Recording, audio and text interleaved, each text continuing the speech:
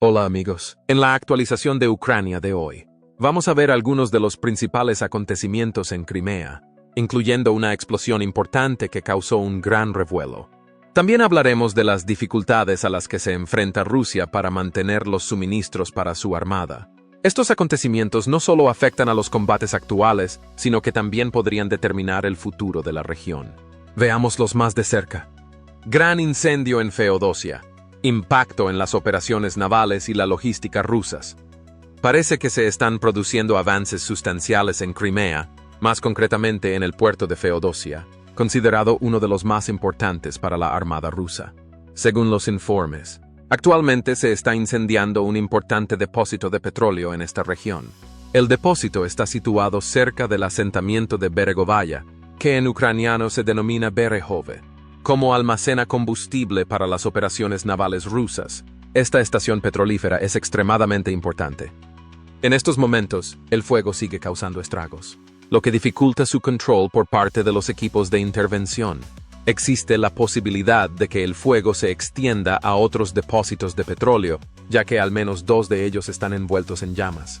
Dependiendo de las circunstancias, la explosión ocurrida en el complejo petrolífero de Feodosia podría tener graves repercusiones para las capacidades operativas de la Marina rusa en toda la región. Es posible que algunas personas minimicen la importancia de estos ataques. Sin embargo, tienen un impacto significativo en la logística de Rusia. Aunque este incidente no es tan potencialmente catastrófico como el del puente de Kerch, el hecho de que esté tan cerca del puente significa que sigue planteando dificultades para las operaciones rusas. Cabe destacar que Putin celebra sus 72 cumpleaños, y las repercusiones de estos acontecimientos podrían tener efecto durante un tiempo considerable. Corren rumores sobre su salud, pero sigue ejerciendo funciones de liderazgo. Existe la posibilidad de que Rusia haya perdido uno de sus buques, el Admiral Abukov, a raíz de un suceso relacionado. Según los informes, el motor del buque fue supuestamente saboteado al practicarse un pequeño orificio en uno de los pistones. Este cambio, aparentemente insignificante, provocó una presión excesiva en el motor, así como la entrada de refrigerante, lo que causó daños importantes y obligó al buque a someterse a mantenimiento durante un largo periodo. Aún no están claros los acontecimientos que rodearon la perforación, y se especula con que pudo ser causada accidental o intencionadamente por un fallo técnico. Cambiando nuestra atención a las líneas del frente, hay informes de que las fuerzas rusas han penetrado en Kamenskoye, situada en la provincia de Zaporizhia. Se trata de una zona en la que Ucrania había lanzado previamente una contraofensiva para recuperar terreno. Los medios de comunicación rusos han informado de que sus fuerzas han penetrado en la zona blanca cercana al río e incluso han ocupado algunas viviendas locales. Esta información procede del gobierno ruso. Actualmente se carece de una verificación independiente que corrobore sus afirmaciones, por lo que es vital tratar estas afirmaciones con cautela. Sin embargo, es esencial tomar estas afirmaciones con cautela. A falta de más pruebas, debemos considerar que este material es tendencioso y que la mayoría de sus orígenes proceden de fuentes rusas. Avances rusos y desafíos ucranianos. A pesar de que IM llegó y afirmó que las imágenes geolocalizadas demostraban que las fuerzas rusas estaban avanzando, no proporcionaron ninguna imagen adicional, como pruebas demostrativas de drones o cualquier otra cosa. Y si asumimos que tuvo lugar, sería todo un reto para Rusia proporcionar su grupo en el asentamiento de Plovny, que les sirve de cabeza de puente. Esto sería comparable a la operación ucraniana en Krinky, que acabó obligando al gobierno ucraniano a retirarse. Sin embargo, en estos momentos todavía se está a la espera de las imágenes del dron. Esto significa que toda la información podría ser una invención. Al mismo tiempo, el portavoz del Ministerio de Defensa ucraniano declaró anteriormente, hace unos 3 días, que Rusia estaba haciendo preparativos para lanzar una ofensiva en dirección a Zaporizhia. Muy bien. Sobre el Oblast de Kursk, hubo una actualización reciente en el pueblo de Lubinovka, que indica que Rusia ha aumentado la intensidad de sus ataques, y actualmente hay intensos combates. Además, hubo un movimiento el día anterior, y ahora se puede observar el crecimiento del territorio que está bajo control ruso. Rusia no fue la única que presionó en esta dirección, sino que también empezó a hacerlo, lo que impidió a Ucrania realizar cualquier avance adicional hacia Glushkovo. A pesar de los esfuerzos del ejército ucraniano, parece que aún no han logrado su objetivo. Puede decirse que el objetivo de rodear al grupo ruso situado entre el río y las fuerzas militares ucranianas y la frontera ucraniana no es realista, dados los recursos que posee Ucrania en la actualidad. Esto es así porque la tarea se está llevando a cabo en la actualidad. Además, es lamentable que podamos observar el comportamiento proactivo de Rusia en toda la región de Kursk. En la emisión principal de ayer se dedicó mucho tiempo a hablar de la región de Kursk, así como de la situación general de Ucrania en el frente.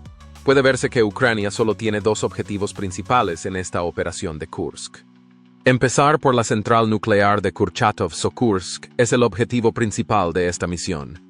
Del mismo modo que Rusia intercambió dos de sus centrales nucleares al mismo tiempo, al apoderarse de la central nuclear de Ucrania, Zaporizhia, Ucrania podría haber tomado una medida similar para poder intercambiar dos de sus centrales nucleares simultáneamente. El segundo plan consistía en coaccionar al ejército ruso para que se estacionara en Kursk con el fin de proteger el territorio ruso y renunciar a sus aspiraciones hacia el este. Aunque tal era el objetivo, no se consiguió. También oímos la retórica de la administración ucraniana de que la operación pretendía crear una especie de zona gris, o, como reza otra forma de la frase, impedir un ataque a la región de Sumy desde Rusia. Esto fue algo que oímos.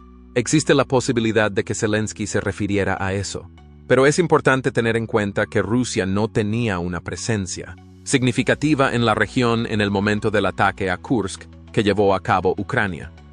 Por este motivo, Ucrania pudo hacerse con el control de esa vasta región durante unos días. Ahora, Rusia ha decidido enviar algunos refuerzos, pero no proceden de la parte oriental de Ucrania. En su lugar, han trasladado algunos desde el Oblast de Kherson, y también han descubierto recursos dentro de la propia Rusia, dado que Rusia sigue poseyendo una mayor cantidad de recursos militares que Ucrania. No obstante, por el momento, no se puede afirmar que esta operación sea un fracaso para la parte ucraniana, sino que el futuro es lo único que revelará si esta acción llevada a cabo por la parte ucraniana fue o no acertada. El aspecto positivo de la situación en el Oblast de Kursk es que Ucrania pudo lograr un éxito táctico y sufrir un número significativamente menor de bajas que durante la contraofensiva que tuvo lugar en la región meridional de Ucrania el año anterior. Para responder a su pregunta, sí, esta operación fue un éxito desde el punto de vista táctico.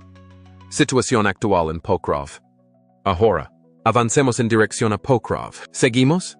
Por lo tanto, hay pruebas inmediatas en el mapa militar del Estado Profundo de que los rusos han ocupado esas aldeas y también han ido aquí a conquistar Tsurkino Fuli y se dirigirán hacia el sur, es decir, al 100%. Los rusos se esforzarán por cercar a los soldados ucranianos que están presentes en cada una de las localidades. No hay forma de que los rusos viajen cuesta arriba, sino que vendrán aquí al 100%. Según los resultados de la investigación, parece que Ucrania ha iniciado la construcción de algunas líneas defensivas. Teniendo en cuenta el hecho de que Ucrania posee al menos 2 líneas defensivas antes de Pokrovsk, es posible afirmar que esta línea ya está presente en Pokrovsk. Sin embargo, la fuerza de estos canales no es comparable a lo que Rusia ha sido capaz de construir en la región sur de Ucrania. A continuación, está la calzada que Rusia utilizará para dirigirse a la provincia de Dnipropetrovsk. Por otro lado, de todo esto se desprende que Ucrania ya ha iniciado la construcción de algunas de estas líneas. Antes de llegar a Pavlograd, se construyó una nueva línea desde Dnipro, como puede verse. Los soldados rusos fueron capaces de romper las defensas ucranianas anteriores y hacerse con el control del territorio. Es importante señalar que Ucrania debería haber estado mucho mejor preparada de lo que estaba cuando Rusia inició su avance contra Avdiivka. Ucrania tenía que haber construido un gran número de defensas que incluían equipos técnicos y líneas bastante robustas. Sin embargo, ahora es un hecho que Rusia es capaz de penetrarlas. Como esas cosas no están significativamente desarrolladas y no están conectadas, la batalla está teniendo lugar actualmente con Selidova, y si Rusia tiene éxito allí, Podrá atravesar todas esas fortificaciones y atacar Pokrovsk desde este lado, y continuará la embestida en línea recta. Analizando las pérdidas militares rusas. ¿Cómo podemos determinar el lugar del suceso? Algunas fotos de satélite solo permiten un acceso limitado a ciertos análisis, pero siguen poniendo información a disposición del público. Pero para que lo sepan, para consolarles de que Rusia está al tanto de estos acontecimientos, disponen de imágenes de satélite chinas y tienen drones de vigilancia volando alrededor, por lo que son conscientes de lo que está ocurriendo. Sin embargo, sabemos que Rusia sufre pérdidas significativas con cada ataque que lanza.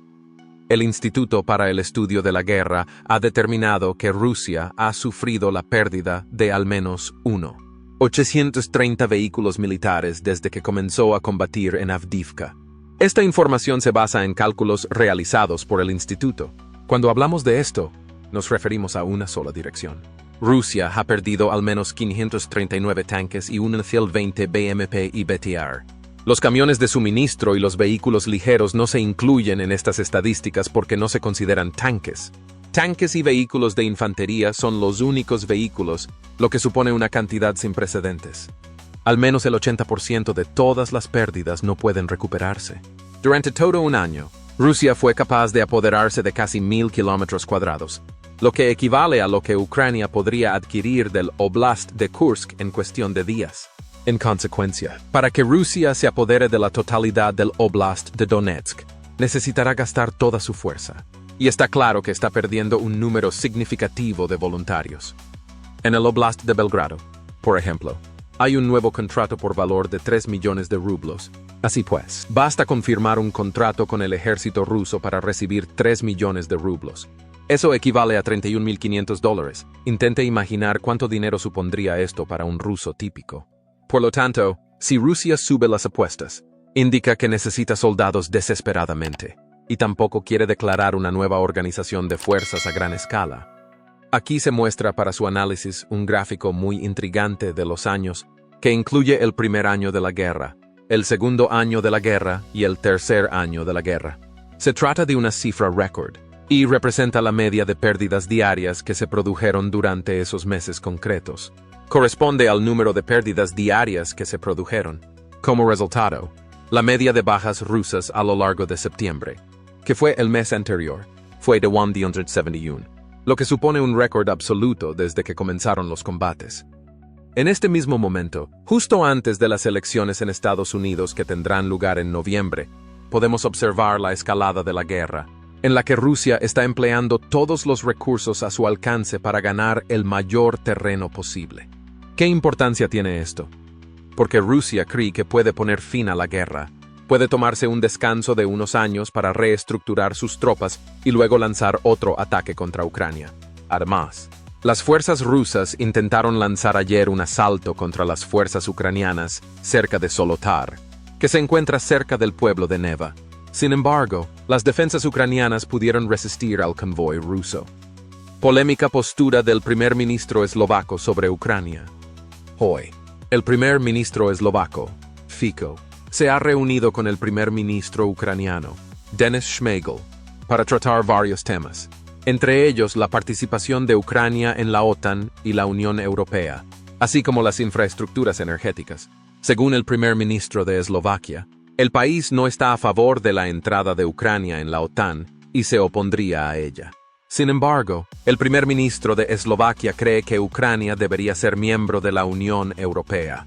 Aunque la participación en la Unión Europea es muy apreciada, este punto de vista subraya que la OTAN sigue siendo una alianza militar importante para muchos países europeos.